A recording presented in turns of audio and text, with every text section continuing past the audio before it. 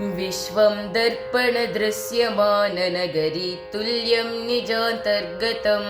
पश्यन्नात्मनि मायया बहिरिवोद्भूतं यथा निद्रया यः साक्षात् कुरुते प्रबोधसमये स्वात्मानमेवाद्वयं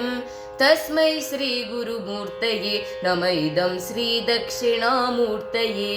तस्मै श्रीगुरुमूर्तये नम इदं श्रीदक्षिणामूर्तये बीजस्यान्तरिवाङ्कुरो जगदिदं प्राग्निर्विकल्पं पुनः मायाकल्पितदेशकालकलना वैचित्र्यचित्रीकृतं मायावीव विजृम्भयत्यपि महायोगी वयस्वेच्छया तस्मै श्रीगुरुमूर्तये नम इदं श्रीदक्षिणामूर्तये तस्मै श्रीगुरुमूर्तये नम इदं श्रीदक्षिणामूर्तये यस्यैव स्फुरणं सदात्मकमसत्कल्पार्थकं भासते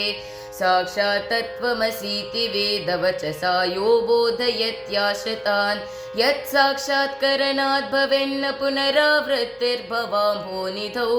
तस्मै श्रीगुरुमूर्तये नम इदं श्रीदक्षिणामूर्तये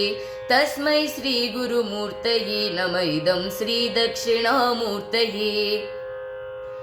नानाचित्रकटोधरस्थितमहादीपप्रभाभास्वरं ज्ञानं यस्य तु चक्षुरादिकरणद्वारा बहिः स्पन्दते जानामीति त्वमेव भान्तमनुभाति तत्समस्तं जगत् तस्मै श्रीगुरुमूर्तये नम इदं श्रीदक्षिणामूर्तये तस्मै श्रीगुरुमूर्तये नम इदं श्रीदक्षिणामूर्तये देहं प्राणमपीन्द्रियाण्यपि चलां बुद्धिं च शून्यं विदुः स्त्रीबालान्धजडोपमास्त्वहमिति भ्रान्ता भृशं वादिनः मायाशक्तिविलासकल्पितमहाव्यामोहसंहारिणे तस्मै श्रीगुरुमूर्तये नम इदं श्रीदक्षिणामूर्तये राहुग्रस्तदिवाकरेन्दुसदृशो मायासमाच्छादनात् सन्मात्रः करणोपसंहरणतो यो भूत्सुषुप्तः पुमान् प्राणस्वाप्समिति प्रबोधसमये यः प्रत्यभिज्ञायते तस्मै श्रीगुरुमूर्तये नम इदं श्रीदक्षिणामूर्तये तस्मै श्रीगुरुमूर्तये नम इदं श्रीदक्षिणामूर्तये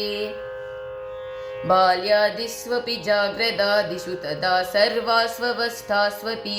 व्यावृत्तास्वनुवर्तमानमहमित्यन्तस्फुरन्तं सदा स्वात्मानं प्रकटीकरोति भजतां यो मुद्रया भद्रया तस्मै श्रीगुरुमूर्तये नम इदं श्रीदक्षिणामूर्तये तस्मै श्रीगुरुमूर्तये नम इदं श्रीदक्षिणामूर्तये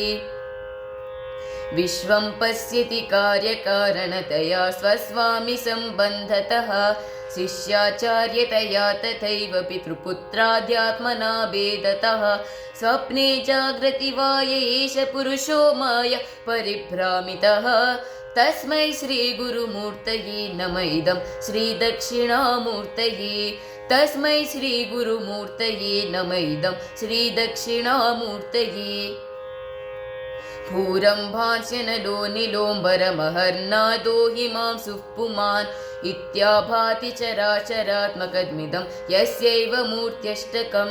नान्यत् किञ्चन विद्यते विमृशतां यस्मात् परस्मात् विभो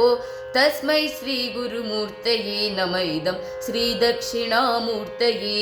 तस्मै श्रीगुरुमूर्तये नम इदं श्रीदक्षिणामूर्तये सर्वात्मत्वमिति स्फुटीकृतमिदं यस्मादमुष्मिन् स्तवे तेनास्य श्रवणार्थदार्थमननाध्यानश्च सङ्कीर्तनात् सर्वात्मत्वमहाविभूतिसहितां स्यादीश्वरस्त्वं सतः सिद्धे तत्पुनरष्टदा परिणतं चैश्वर्यमव्याहतं सिद्धे तत्पुनरष्टदा परिणतं चैश्वर्यमव्याहतम्।